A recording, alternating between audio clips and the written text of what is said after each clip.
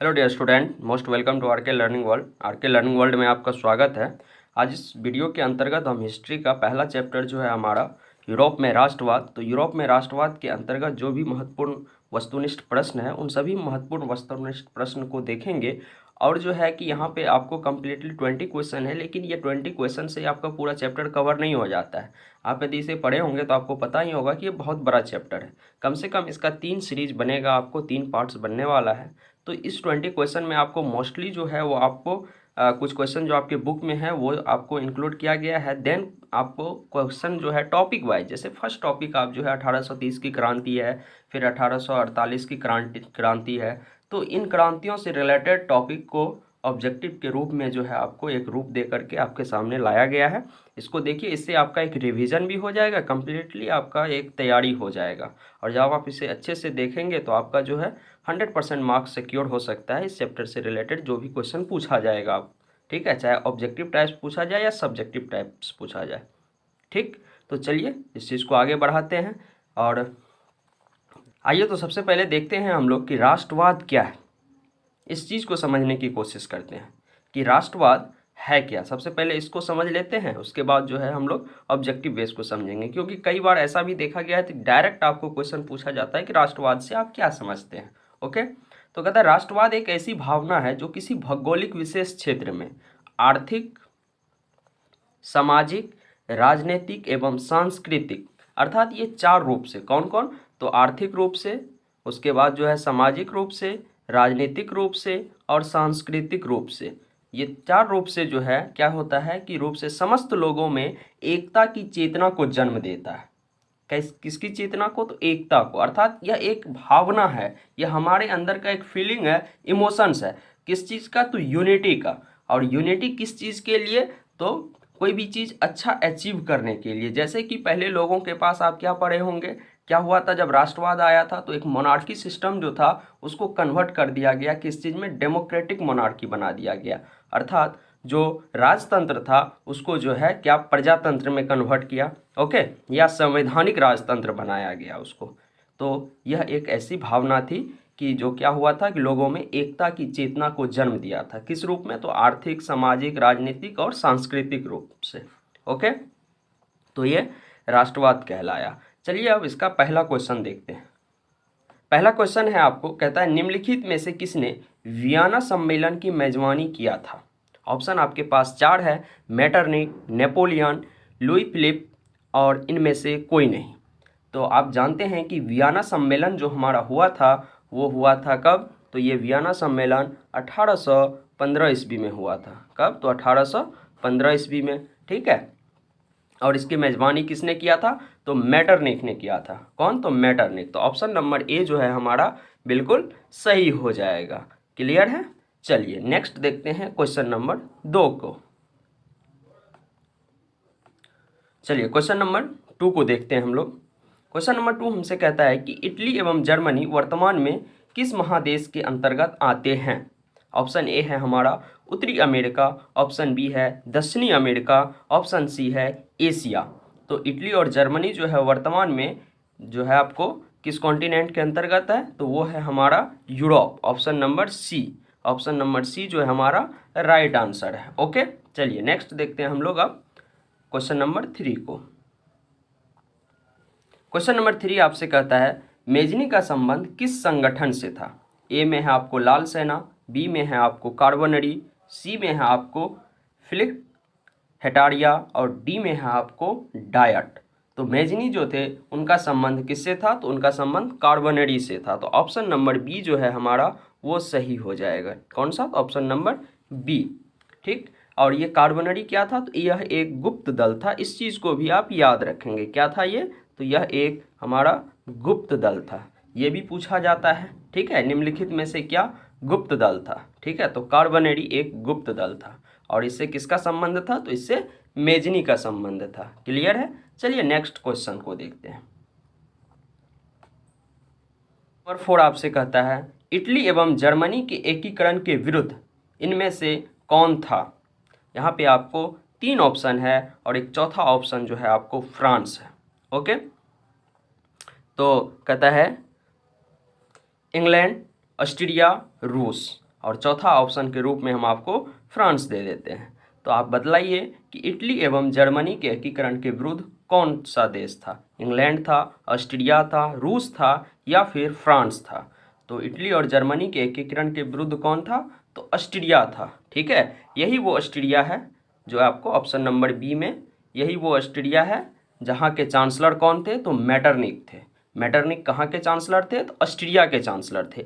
यहाँ पे आप इसे ऑस्ट्रेलिया नहीं समझेंगे, ऑस्ट्रेलिया अलग है जबकि ऑस्ट्रिया अलग है। ऑस्ट्रेलिया खुद अपने आप में जो है एक कॉन्टिनेंट के अंतर्गत आ जाता है और ऑस्ट्रिया जबकि यूरोपियन कॉन्टिनेंट के अंतर्गत आता है। क्लियर है? चलिए नेक्स्ट क्वेश्चन को देखते हैं। अब नेक्स्ट क्वेश्चन नंबर 5 को देखते हैं। क्वेश्चन नंबर 5 आपसे कहता है काउंट काबूर को विक्टर एमेनुएल ने किस पद पर नियुक्त किया था? ए में है आपको प्रधानमंत्री, बी में है सेनापति, सी में है फ्रांस के चांसलर और डी में है गृह मंत्री। तो हम जानते हैं कि काउंट काबूर को जो है विक्टर एमेनुएल ने क्या किस पद पे नियुक्त किया था? तो उसे प्रधानमंत्री के पद पे नियुक्त किया था। ओके, तो ऑप्शन नंबर ए जो है हमारा वह बिल्कुल सही हो जाएगा। चलिए नेक्स्ट क्वेश्चन को देखते हैं। नेक्स्ट क्वेश्चन नंबर 6 आपसे कहता है गैरिबाल्डी पैसे से क्या था? अर्थात गैरिबाल्डी का जो था आपको ऑक्यूपेशन क्या था? ठीक है, किस ऑक्यूपेशन से ये संबंधित था? ऑप्शन नंबर ए है सिपाही थे, ऑप्शन नंबर बी कहता है किसान थे, ऑप्शन सी कहता है जमींदार या ऑप्शन डी नाविक। तो आप पढ़े होंगे गैरिबाल्डी के बारे में। गैरिबाल्डी जो थे पैसे से क्या थे? तो वह नाविक थे। ओके, आप भी इसका जो है कि अपने से कोशिश करें कि हमारा कितना सही हो रहा है। मेरे आंसर देने से पहले आप अपने आप में आंसर को जो है लिख लें या फिर आप जो है उसका एक डाटा तैयार करें कि मेरा कितना सही हुआ खुद से। ओके, यदि आप पढ़े हुए हैं तो। चलिए नेक्स्ट क्वेश्चन देखते हैं।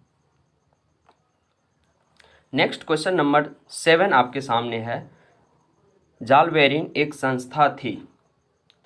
कैसी संस्था थी या किसकी संस्था थी? जालवेरिन एक संस्था थी किसकी? क्रांतिकारियों की, व्यापारियों की, विद्वानों की या पादरी सामंतों की? तो जालवेरिन जो संस्था थी वो किनकी थी? तो वह व्यापारियों की संस्था थी। किसकी? तो व्यापारियों की।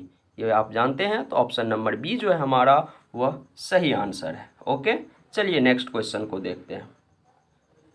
नेक्स्ट क्वेश्चन नंबर 8 हमारा कहता है रक्त एवं लौह की नीति। ठीक है, रक्त एवं लौह की नीति का अवलंबन किसने किया था? एक में है आपको मैजनी, बी में है हिटलर, सी में है बिस्मार्क और डी में है विलियम प्रथम या विलियम फर्स्ट भी कहते हैं। ठीक है, तो आपको 4 ऑप्शन है यहाँ पे।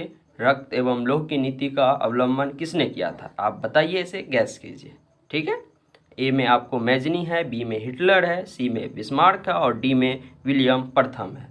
तो आपने इसका गैस कर लिया होगा अब तक। तो इसका सही आंसर है सी बिस्मार्क। किसने? तो बिस्मार्क ने किया था। ओके, चलिए नेक्स्ट क्वेश्चन नंबर 9 को देखते हैं अब हम लोग। क्वेश्चन नंबर 9 आपसे कहता है फ्रैंकफर्ट की संधि कब हुई थी? ठीक है, या कब हुई?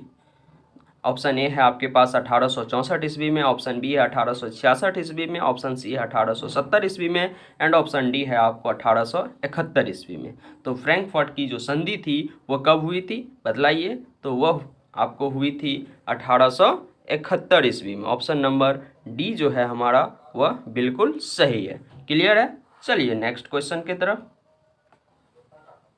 नेक्स्ट क्वेश्चन नंबर 10 जो है आपके लिए, क्वेश्चन नंबर 10 है कहता है यूरोप वासियों के लिए किस देश का साहित्य एवं ज्ञान विज्ञान प्रेरणा स्रोत रहा था? ठीक है, यहाँ पे आपको ऑप्शन अभी विजिबल नहीं है, आप इसे गैस करें। कहता है यूरोप वासियों के लिए किस देश का साहित्य एवं ज्ञान विज्ञान प्रेरणा स्रोत रहा। इस चीज़ को अच्छे से आप देख लिए, क्वेश्चन को अच्छे से माइंड कर लें क्वेश्चन। अब मैं आपको ऑप्शन की तरफ ले जाता हूँ। ओके, तो हमारे पास 4 ऑप्शन है यहाँ, जर्मनी, यूनान, तुर्की, इंग्लैंड। अब आप बतलाइए कि आपका क्वेश्चन क्या था।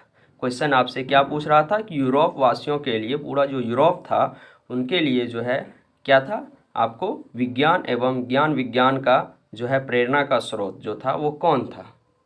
ठीक है, आपका क्वेश्चन क्या कह रहा है? तो आपका क्वेश्चन कहता है यूरोप वासियों के लिए किस देश का साहित्य एवं ज्ञान विज्ञान प्रेरणा स्रोत रहा था। तो आपके पास 4 ऑप्शन है, जर्मनी, यूनान, तुर्की, इंग्लैंड। तो वह कौन थे?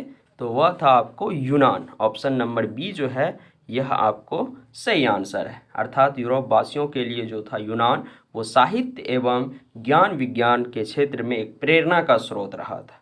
क्लियर है? चलिए नेक्स्ट क्वेश्चन की तरफ। नेक्स्ट क्वेश्चन है हमारा क्वेश्चन नंबर 11। कहता है 1829 ईस्वी की एड्रियानोपल की संधि किन दो देशों के बीच में हुई थी? ऑप्शन ए है हमारा तुर्की यूनान, ऑप्शन बी है हमारा यूनान पोलैंड, ऑप्शन सी है हमारा तुर्की हंगरी, ऑप्शन डी है हमारा हंगरी और पोलैंड। तो ये किनके बीच में हुई थी? तो ये जो हुई थी एड्रियानोपल की संधि आपको तुर्की और यूनान के बीच में हुई थी। किनके बीच में? तो तुर्की और यूनान। अर्थात ऑप्शन नंबर ए जो है हमारा बिल्कुल सही है। और ये कब हुई थी? तो 1829 ईस्वी में हुई थी। यहाँ पे आपको दो तरह से क्वेश्चन पूछा जा सकता है। आपसे क्वेश्चन इस तरह से भी पूछा जा सकता है कि तुर्की और यूनान के बीच तुर्की और यूनान के बीच एड्रियानोपल की संधि कब हुई थी? तो आपको बताना है 1829 ईस्वी में, या आपसे दूसरे तरह से इस तरह से जो आप क्वेश्चन देख रहे हैं इस तरह से भी पूछा जा सकता है कि 1829 ईस्वी की एड्रियानोपल की संधि किन दो देशों के बीच में हुई थी? तो तुर्की और यूनान के बीच में। क्लियर है? चलिए नेक्स्ट क्वेश्चन की तरफ। नेक्स्ट क्वेश्चन नंबर 12 जो है हमारा वो है वियना सम्मेलन कब हुआ था? क्वेश्चन नंबर 1 में भी हमने देखा था कि वियना सम्मेलन का जो मेजबानी किसने किया था? तो वहाँ हमने देखा था मेटरनिख ने। अब पूछता है कब हुआ था? मैंने वहाँ भी बताया था। आपके पास 4 ऑप्शन है, आप जल्दी से इसका सही आंसर दें। 1830 ईस्वी में, 1815 ईस्वी में, 1848 ईस्वी में, या फिर 1804 ईस्वी में। तो इसका सही आंसर आप क्या जानते हैं? बिल्कुल सही, 1815 ईस्वी में। ऑप्शन नंबर बी जो है आपका एकदम राइट है। ओके, चलिए नेक्स्ट क्वेश्चन नंबर 13 को देखते हैं हम लोग अब।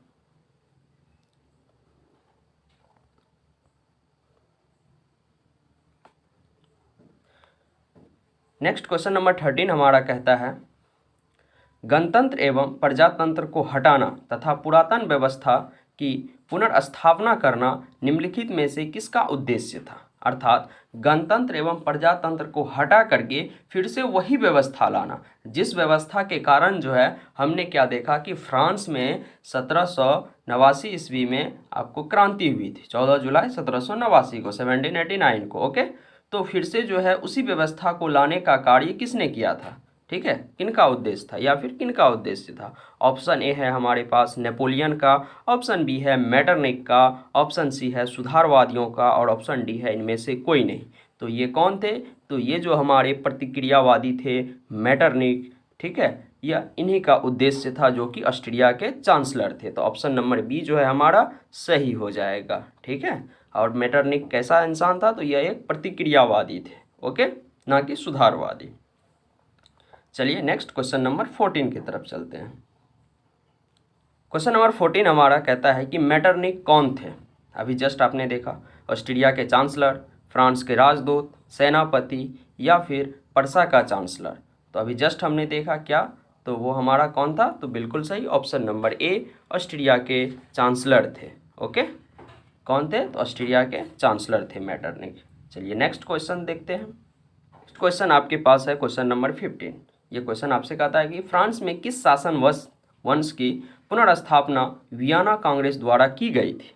ठीक है, मतलब जो वियना कांग्रेस हमारा हुआ था 1815 ईस्वी में, तो इस वियना कांग्रेस के बाद किस शासन वंश की जो है पुनर्स्थापना, अर्थात पहले से वो भी था फिर से उन्हें स्थापित किया गया था? ऑप्शन ए है हमारे पास बुर्बो वंश, ऑप्शन बी है हमारे पास जार शाही, और ऑप्शन सी है हैब्सबर्ग। तो यहाँ यदि हम 3 ऑप्शन को ही लेकर के चलें तो हमारा क्या हो जाएगा आंसर? तो बुर्बो वंश हो जाएगा, ऑप्शन नंबर ए। ओके, तो ऑप्शन नंबर ए जो है हमारा बिल्कुल सही हो जाएगा। चलिए नेक्स्ट क्वेश्चन को देखते हैं। के लिए राजा बनाया गया था, अर्थात निम्नलिखित में से किसे जो है वियना व्यवस्था के तहत बुर्बो राजवंश को पुनर्स्थापित करने के लिए? अभी हमने देखा कि आपको क्या हुआ था, वियना व्यवस्था के तहत जो है आपको क्या किया गया था, बुर्बो राजवंश का पुनर्स्थापना हुआ। तो किसे राजा बनाया गया था? ऑप्शन ए है आपके पास लुई 18वीं, ऑप्शन बी है आपके पास नेपोलियन, ऑप्शन सी है फर्डिनेंड, ऑप्शन डी है विलियम प्रथम को। तो किसे बनाया गया था? तो ये जो बनाया गया था राजा लुई 18वीं को बनाया गया था, अर्थात ऑप्शन नंबर ए जो है हमारा वह बिल्कुल सही है। क्लियर है? चलिए नेक्स्ट क्वेश्चन को देखते हैं। क्वेश्चन नंबर 17 हमसे कहता है निम्नलिखित में से किसने प्रतिक्रियावादी तथा सुधारवादी शक्ति के बीच सामंजस्य स्थापित करने का प्रयास किया था? अब क्या होता है कि वियना व्यवस्था के तहत आपने देखा कि 1815 ईस्वी में फ्रांस में फिर से बोर्बो वंश का जो है पुनर्स्थापना कर दी जाती है और राजा लुई 18वीं को बना दी जाती है। अब राजा लुई 18वीं जो थे उन्होंने वास्तविक जो आपको घटनाएं जो चल रही थी वहाँ पे या जो लोगों की जो डिमांड थी, इस चीज़ को देखते हुए क्या किया था कि प्रतिक्रियावादी तथा सुधारवादी के बीच में एक जो है सामंजस्य स्थापित करने का कार्य किया था। ठीक है, ताकि कोई भी नाराज ना हो, ना तो प्रतिक्रियावादी सोच के लोग और ना ही सुधारवादी सोच के लोग। अब प्रतिक्रियावादी कौन थे? जो आपको मैटरनिक के सपोर्टर थे, क्योंकि वह प्रतिक्रियावादी थे। फिर दूसरे तरफ था सुधारवादी, जो कि आपको शक्ति का विभाजन चाह रहा था, जिसमें आपने पढ़ा होगा इसके बारे में, मॉन्टेस्क्यू के बारे में। उन्होंने शक्ति का जो है विभाजन किया था, पृथक्करण किया था। ठीक है, जिसमें आपने देखा होगा कि विधायिका अलग थी, कार्यपालिका अलग थी और न्यायपालिका अलग थी। इस तरह का कार्य करने का कार्य किया था। तो ये कौन थे? तो लुई 18वीं थे, जिन्होंने प्रतिक्रियावादी तथा सुधारवादी शक्ति के बीच क्या किया था? एक सामंजस्य स्थापित करने का कार्य किया था। कौन थे? तो लुई 18वीं। एक कहानी की तरह याद रखना है। तो ऑप्शन नंबर बी जो है हमारा वो क्या हो जाएगा? सही हो जाएगा, ऑप्शन नंबर बी। ओके, चलिए नेक्स्ट क्वेश्चन को देखते हैं। क्वेश्चन नंबर 18 को, क्वेश्चन नंबर 18 में भी आपको ऑप्शन बाद में मिलेगा, पहले आप क्वेश्चन को समझें। कहता है चार्ल्स एक्स या चार्ल्स 10वां भी इसको कहते हैं। ठीक, फ्रांस के राजगद्दी त्याग कर कहाँ पलायन कर गया था? क्वेश्चन समझ गए आप? चार्ल्स एक्स जो था फ्रांस की राजगद्दी को त्याग कर कहाँ पलायन कर गया था? पलायन मतलब कहाँ चला गया था। ठीक है, तो अब आपको ऑप्शन की तरफ ले चलते हैं। ओके, अब आपके सामने ऑप्शन है 4। कौन कौन? तो इंग्लैंड, पेरिस, अमेरिका, जापान। तो क्वेश्चन आपने क्या देखा था? क्वेश्चन आपने देखा था कि चार्ल्स 10वां जो थे वो फ्रांस के राजगद्दी को त्याग करके कहाँ चला गया था? तो वो कहाँ चला गया था? तो वो चला गया था इंग्लैंड, अर्थात ऑप्शन नंबर ए जो है सही हो जाएगा। क्लियर है? चलिए नेक्स्ट क्वेश्चन की तरफ चलते हैं। नेक्स्ट क्वेश्चन आपसे कहता है, क्वेश्चन नंबर 19, कि निम्नलिखित में से किसने अपने विरोधियों को खुश करने के लिए स्वर्णिम मध्यम वर्गीय नीति का अवलंबन किया था? ठीक है, इनमें से कौन थे जो अपने विरोधी को खुश करने के लिए, ताकि हमसे कोई जो है नाराज ना रहे और हमारे खिलाफ कोई किसी भी तरह का विद्रोह ना करे, इसके लिए किसने क्या किया था कि स्वर्णिम मध्यम वर्गीय नीति, अर्थात मध्यम वर्ग के लिए कुछ अच्छा चीज़ करने का कार्य किया था? तो ये ऑप्शन आपको ए कहता है लुई फिलिप, ऑप्शन बी कहता है मेटरनिक और option C Bismarck, option D William Kaiser. तो ये कौन थे? तो ये थे आपको लुई फिलिप। किसने किया था? तो लुई फिलिप ने अपने विरोधियों को खुश करने के लिए स्वर्णिम मध्यम वर्गीय नीति का अवलंबन किया था। क्लियर है? तो हमारा ऑप्शन नंबर ए जो है वह बिल्कुल सही है। ओके, चलिए नेक्स्ट क्वेश्चन नंबर 20 को देखते हैं। क्वेश्चन नंबर 20 आपसे कहता है 1830 के क्रांति के बाद फ्रांस में किस प्रकार का शासन स्थापित हुआ? ठीक है, तो 1830 की क्रांति जो हुई उसका परिणाम जो निकला, तो उस परिणाम का क्या परिणाम था, अर्थात उस परिणाम का फल क्या पड़ा? ठीक है, उसके बाद जो है फ्रांस में किस प्रकार की शासन व्यवस्था की स्थापना होती है? ए में है आपको निरंकुश राजतंत्र कहता है, बी कहता है संघीय शासन व्यवस्था, सी कहता है गणराज्य और डी कहता है संवैधानिक राजतंत्र। तो क्या हुआ था 1830 के क्रांति के बाद फ्रांस में? तो 1830 की क्रांति के बाद फ्रांस में आपको एक तरह का संवैधानिक राजतंत्र बना था, जिसको हम क्या कह सकते हैं? डेमोक्रेटिक मोनार्की इंग्लिश में। ओके, तो क्या हुआ था? संवैधानिक राजतंत्र। तो ऑप्शन नंबर डी जो है हमारा बिल्कुल सही है। क्लियर है? तो इस तरह से यहाँ पे हमने 20 क्वेश्चन को देखा। ये सभी के सभी क्वेश्चन आपके लिए इम्पोर्टेंट है, यदि हो सके तो आप इसे नोट डाउन भी कर लें अच्छे से, एक पॉइंट टू पॉइंट करके। ओके, चलिए फिर नेक्स्ट पार्ट में हम लोग मिलते हैं और क्वेश्चन के साथ। अब यहाँ तक हमने 1830 की क्रांति तक जो भी था तो उनके अंतर्गत जो भी इम्पोर्टेंट टर्म्स था उन सबको ऑब्जेक्टिव्स बना करके आपके सामने लाया गया। नेक्स्ट अब हम लोग 1848 की क्रांति के आगे की कहानी देखेंगे, 1848 से लेकर के। Okay, thank you for watching.